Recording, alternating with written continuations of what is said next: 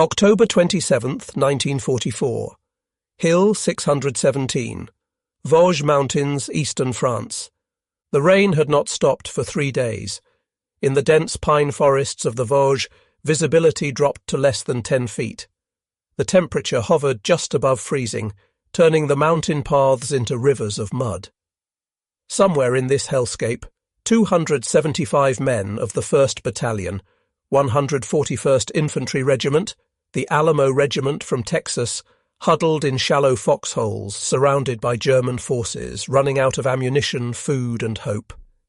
They had been trapped for 3 days, victims of a command decision that would become one of the most controversial in American military history. Now, as German artillery methodically reduced their perimeter, their only hope lay with an unlikely rescue force. Japanese-American soldiers whose own families remained imprisoned in American concentration camps. What followed over the next 6 days would become the stuff of legend, a rescue mission so costly that the rescuers suffered more casualties than the number of men they saved. The 442nd Regimental Combat Team would lose more than 800 men to save 211 trapped Texans. In doing so, they would shatter German military assumptions about American fighting capability and force America itself to confront its own prejudices. This is the story of the Lost Battalion rescue, one of the 10 most significant ground battles in U.S. Army history, according to military historians. It is a story of impossible courage, questionable command decisions, and the price of proving loyalty in blood. The crisis began on October 24, 1944, with a decision that violated basic military principles. Major General John Ernest Dahlquist, commanding the 36th Infantry Division, ordered the 1st Battalion, 141st Infantry Regiment, to advance beyond friendly lines into the densely forested Vosges Mountains. The objective? Seize high ground near Bifontaine and cut German supply routes. Lieutenant Martin Higgins, the battalion's operations officer, immediately recognized the danger. The unit would be advancing without flank protection, without reserves, and without a secure supply line. The narrow logging road that served as their only connection to friendly forces could be easily cut by German forces. But Dahlquist, from his headquarters miles behind the lines, insisted on aggressive action. By noon on October 24th, the battalion had advanced approximately 4 miles and reached their objective, a narrow ridge designated Hill 205.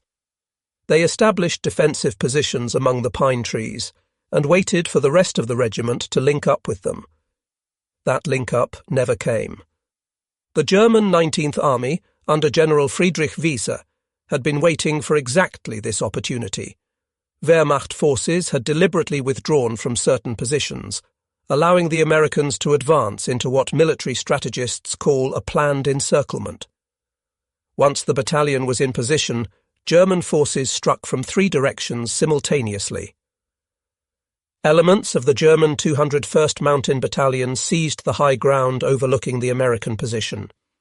The 933rd Grenadier Regiment cut the supply road behind them. Additional German units sealed the remaining gaps. Within hours, the 1st Battalion was completely surrounded by an estimated 6,000 to 8,000 German troops. The German forces had spent weeks preparing defensive positions in the Vosges. They had constructed reinforced bunkers, laid thousands of mines, including wooden shoe mines invisible to metal detectors, and positioned artillery on reverse slopes where American counter-battery fire couldn't reach them. Most devastating was their use of tree-burst artillery, shells fused to explode in the forest canopy, creating lethal showers of metal fragments and wood splinters that made foxholes nearly useless. Within 24 hours of encirclement, the trapped battalion's situation became critical. German forces launched probing attacks from multiple directions while maintaining constant mortar and artillery harassment. The Americans, who had expected a brief advance, carried only basic combat loads of ammunition and 3 days of rations. Water became the most critical shortage. The only source was a stream 60 yards outside the perimeter, completely exposed to German machine gun positions. Men crawled out at night, pressing themselves into the mud as tracers passed overhead, trying to fill canteens and helmets. Many didn't make it back. Attempts to resupply by air failed repeatedly. P-47 Thunderbolts from the 365th Fighter Group dropped supplies by parachute, but in the dense forest and fog most packages fell into German hands or were lost in the wilderness. Of numerous supply drops attempted, the trapped battalion recovered only a handful. On October 26th, other elements of the 141st Infantry attempted the first rescue. They advanced less than 800 yards before German defences stopped them cold. The 142nd Infantry Regiment tried next, attempting to flank German positions through a neighbouring valley. They walked into a minefield covered by pre-registered artillery and were forced to withdraw after suffering heavy casualties. Radio operator Erwin Blonder maintained intermittent contact with division headquarters using the battalion's last functioning SCR-300 radio. Limited battery power meant they could only transmit twice daily. The messages grew increasingly desperate as the days passed, requesting medical supplies, ammunition, and immediate relief. On October 27th, as conventional rescue attempts continued to fail, General Dahlquist made the decision that would define his controversial legacy. He ordered the 442nd Regimental Combat Team to break through to the Lost Battalion. His exact words, recorded by his aide, were, "Get them out at any cost." The 442nd had just been pulled off the line after 9 days of continuous combat liberating the towns of Bruyères and Bifontaine. They had suffered significant casualties and had been in reserve for only 36 hours, not enough time to integrate replacements, repair equipment, or rest. Many soldiers still wore summer uniforms in the freezing mountain conditions. The 442nd was unique in the American military, a segregated unit composed entirely of Japanese-American soldiers, or Nisei, second-generation Japanese-Americans. While they fought in Europe, approximately 120,000 Japanese-Americans, including many of their families, remained imprisoned in camps across the American West, detained without trial under Executive Order 9066. The unit's motto was, "Go for broke," Hawaiian pidgin slang, meaning to risk everything on one supreme effort.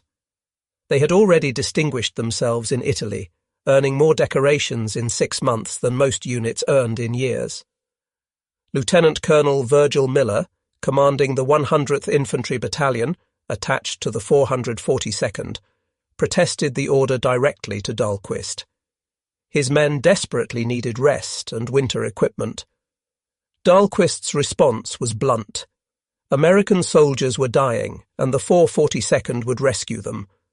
At 0400 hours on October 28th, the 442nd began their advance. The plan called for the 100th Battalion to attack on the right flank, the 2nd Battalion on the left, with the 3rd Battalion in reserve. The 522nd Field Artillery Battalion would provide support, though the forest and weather made accurate fire nearly impossible. The conditions were hellish. Rain had turned every path into mud. The Germans had spent weeks preparing interlocking fields of fire, mining approaches, and registering artillery on every possible avenue of advance. The first contact came just after dawn. Lead elements of Company E walked into an ambush. German MG-42 machine guns opened fire from concealed positions at point-blank range. Within seconds, multiple soldiers were down. The 442nd's response was immediate and violent. Rather than seeking cover and calling for artillery, they fixed bayonets and charged directly into the German positions. This tactic, frontal assault against fortified positions, violated American military doctrine, which emphasized firepower over maneuver. But the Nisei soldiers had learned that aggressive close combat could overcome defensive advantages. German soldiers, trained to expect American forces to withdraw when faced with heavy casualties, were psychologically unprepared for enemies who kept advancing despite mounting losses. Company K, advancing on the opposite flank, hit a minefield. The first mine took a soldier's foot off at the ankle. As medics rushed forward, more mines detonated. The company was forced to halt while engineers crawled forward on their bellies, probing for mines with bayonets. By the end of the first day, the 442nd had advanced less than a mile at tremendous cost. But they had achieved something important. They had identified the main German defensive line along a series of ridges that blocked access to the Lost Battalion. October 29th and 30th would see some of the most intense combat of World War II. The key terrain feature was Hill 617, a steep ridge that dominated all approaches to the Lost Battalion. The Germans had turned it into a fortress with 3 separate trench lines, reinforced concrete bunkers, and pre-registered artillery support. The assault began at dawn with a massive artillery barrage from the 522nd Field Artillery Battalion.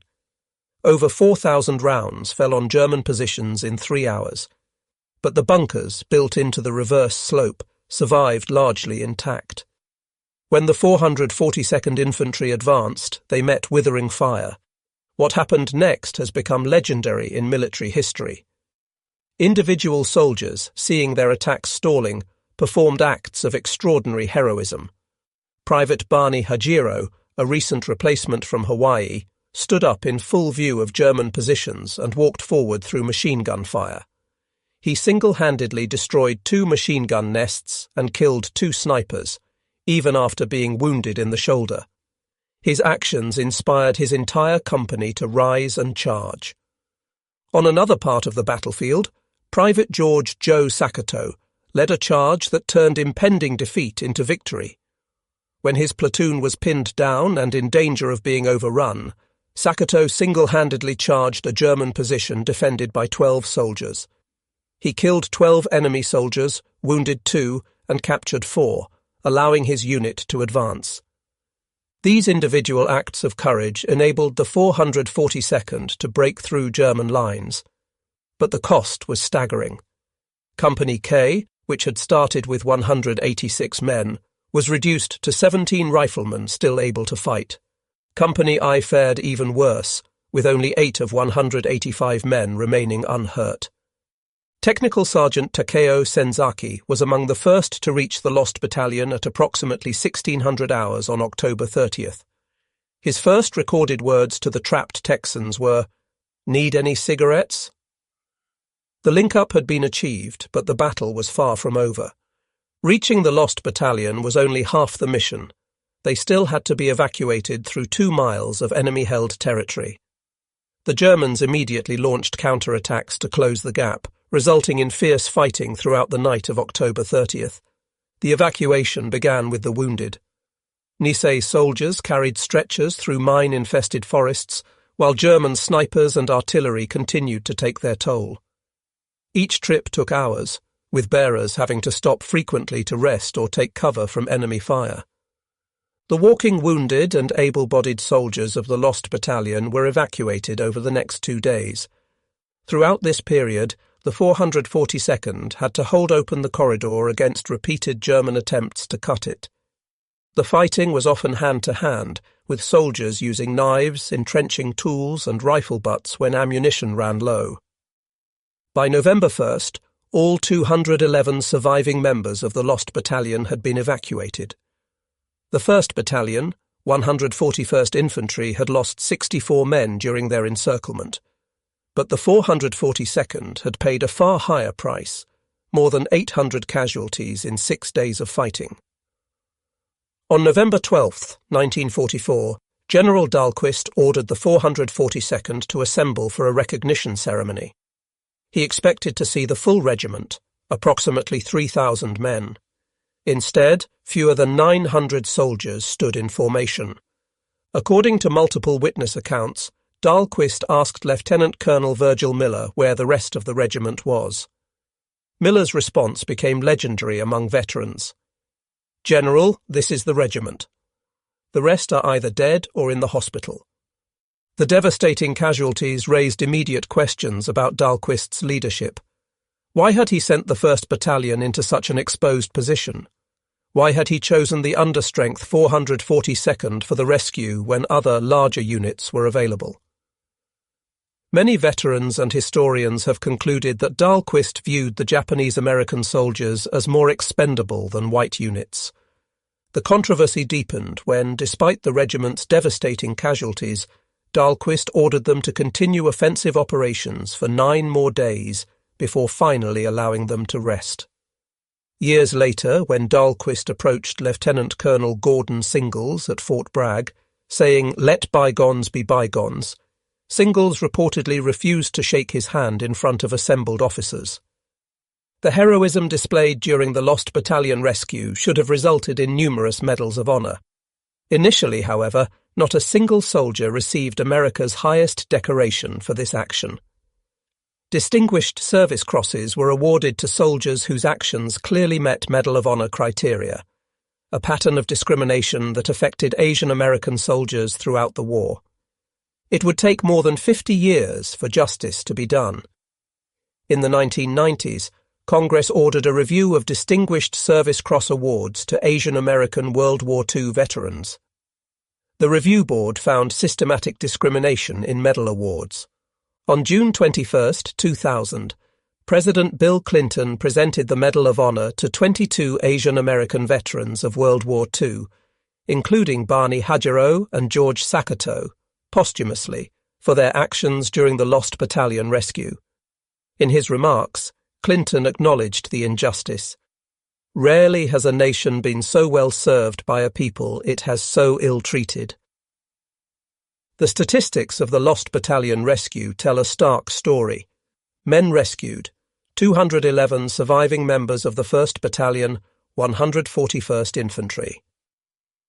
442nd casualties, more than 800 killed, wounded and missing. Casualty ratio, nearly 4-1. Days of combat, 6 days to reach the battalion, 9 more days of continued operations. But numbers cannot capture the human dimension. These were American soldiers whose families were imprisoned by their own government, who volunteered to fight for a country that questioned their loyalty, who suffered casualties that would have broken most units, all to prove they were American enough. The psychological impact on survivors was severe. Many suffered from what we now recognize as PTSD, though mental health support for veterans was minimal at the time. The Japanese cultural concept of gaman, enduring the unbearable with patience and dignity, meant most suffered in silence. German military records and post-war accounts reveal that Wehrmacht forces were unprepared for the intensity of the 442nd assault. The Japanese-American soldiers violated German tactical expectations. They attacked fortified positions frontally, accepted casualties that should have stopped any advance, and continued fighting even when wounded. General Friedrich Wieser's after-action reports noted that the 442nd displayed a disregard for casualties unprecedented in our experience fighting American forces.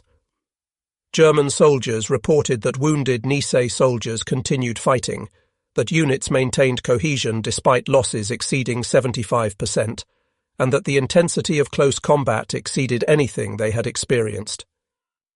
The defeat in the Vosges forced German military leadership to reassess their assumptions about American military capabilities and the role of racial minorities in the U.S. Army. The supposedly inferior Japanese-American soldiers had broken through positions the Wehrmacht considered impregnable. The relationship between the rescued Texans and their Nisei rescuers became one of the most enduring legacies of the battle. Many of the Texans had grown up in the segregated South and had never met a Japanese-American before. The shared ordeal transformed initial suspicion into lifelong brotherhood.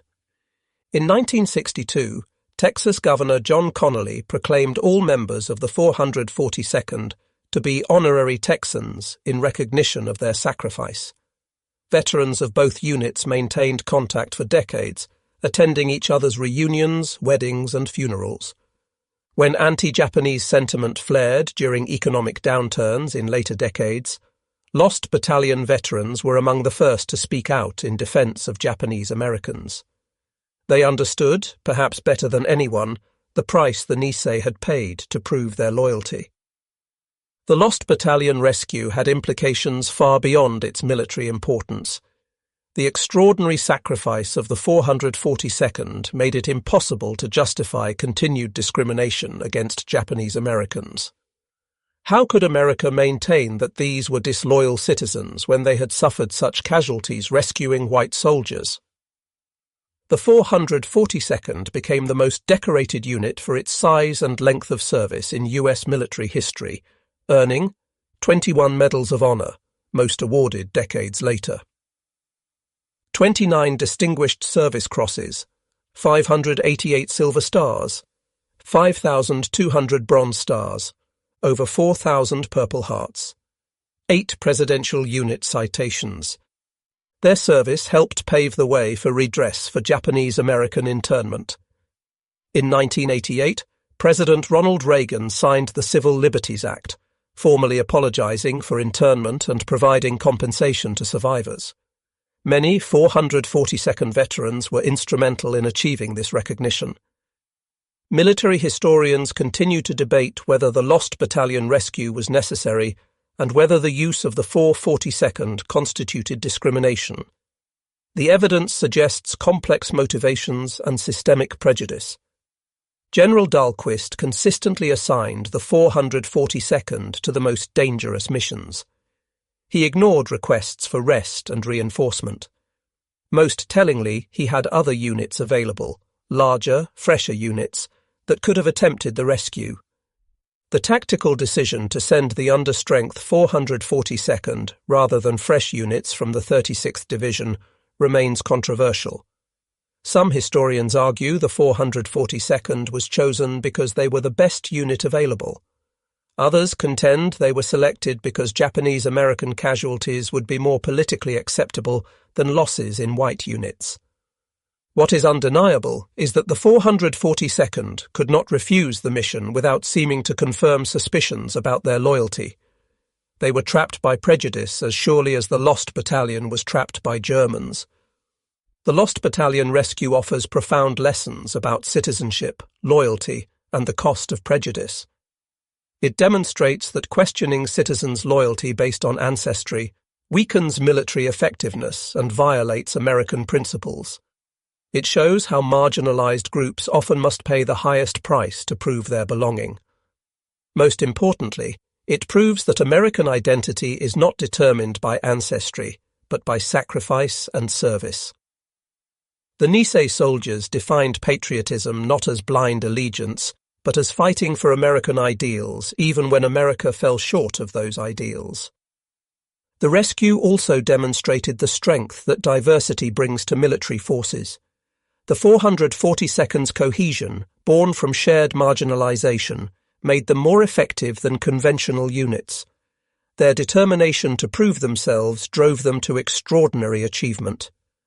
As the decades passed, the number of survivors dwindled. Veterans of both the 442nd and the Lost Battalion carried physical and psychological scars from the Vosges. But they also carried an unbreakable bond forged in those terrible days. Lost Battalion veteran Martin Higgins, who had sent desperate radio messages during the encirclement, maintained lifelong friendships with his rescuers. Before his death, he said, "Those boys saved our lives while their families were locked up back home. That's not just courage. That's a kind of heroism I still can't fully understand." Nisei veteran Sus Ito reflected, "We went up that mountain to save American soldiers. Not white soldiers or Texas soldiers, American soldiers. That's what we were too, despite everything. American soldiers." Today, the rescue of the Lost Battalion is studied in military academies as an example of small unit tactics and extraordinary determination. At West Point, a plaque honouring the 442nd reads, "These soldiers proved that uncommon valour was a common virtue." But the greater legacy is social and moral. The sacrifice of the 442nd helped transform American understanding of citizenship and belonging. Their service made it impossible to maintain that loyalty could be determined by race or ancestry. Veterans of the 442nd used their moral authority to fight for civil rights after the war. Daniel Inauye, who lost his right arm fighting in Italy with the 442nd, became Hawaii's first congressman and served in the Senate for nearly 50 years.